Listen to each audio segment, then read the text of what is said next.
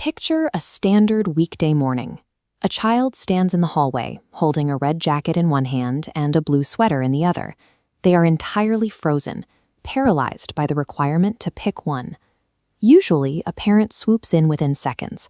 They grab the sweater, gently put it on the child, and hurry out the door, instantly relieving the visible stress and getting the morning back on track. It is common to look at that hesitation and label it a minor behavioral quirk, or perhaps a temporary lack of confidence. In the rush of daily life, adults naturally prioritize efficiency. Resolving the immediate friction saves time and eliminates a potential tantrum.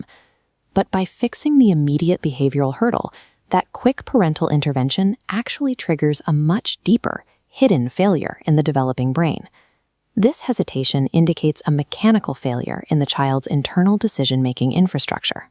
When a parent steps in as the proxy decision-maker, they inadvertently create a processing vacuum. The child's brain stops attempting to resolve the problem. This is a transfer of cognitive load. The mental lifting required to evaluate options and commit to a choice shifts entirely to the parent system, leaving the child's processing system unengaged. By removing the struggle, the parent starves the brain of the specific effort needed to construct future independence. The core biological mechanism that handles these choices is known as executive function. You can picture executive function as an air traffic control system for the mind. Its job is to manage and filter a constant influx of sensory information and variables without causing a collision. To land a decision, this system has to execute 3 distinct steps: evaluating the incoming data, predicting the potential outcomes, and controlling impulsive reactions. A highly functional system routes these complex demands smoothly. An underdeveloped one allows unregulated impulses and distractions to crash into each other, resulting in gridlock. That infrastructure can only be constructed if the system is repeatedly forced to process its own incoming flights. The biological rule governing this construction is neuroplasticity. Neural circuits must be actively used to form lasting connections. Wiring these pathways requires biological friction. The prefrontal cortex must exert effort to regulate the impulsive amygdala. This friction comes from making independent choices. When a parent dictates choices, sensory signals bypass prefrontal regions entirely, routing directly to the amygdala, leaving control circuits unactivated.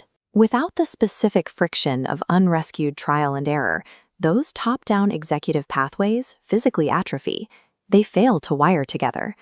By swooping in to rescue the child from a moment of hesitation, adults act as a short circuit, preventing the brain from performing the necessary labor to wire itself. Removing decision-making friction today leaves the child to face the complex loads of adulthood without the physical architecture required to process them. To prevent this system failure, developmental scientists recommend building temporary scaffolding, a method of gradually transferring the cognitive load back to the child. The first step is to constrain the variables.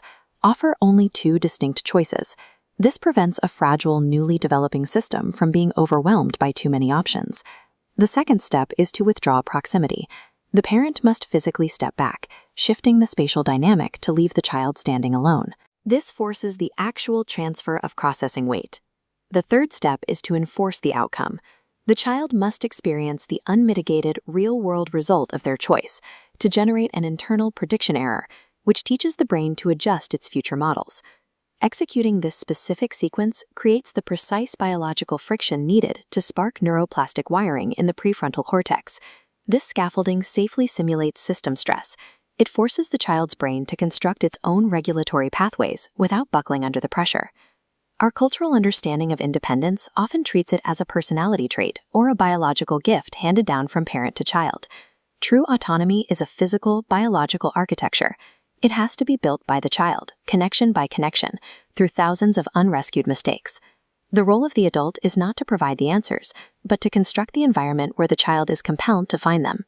To raise an independent human, parents must stop providing the answers and instead allow the child to endure the friction required to build their own engine.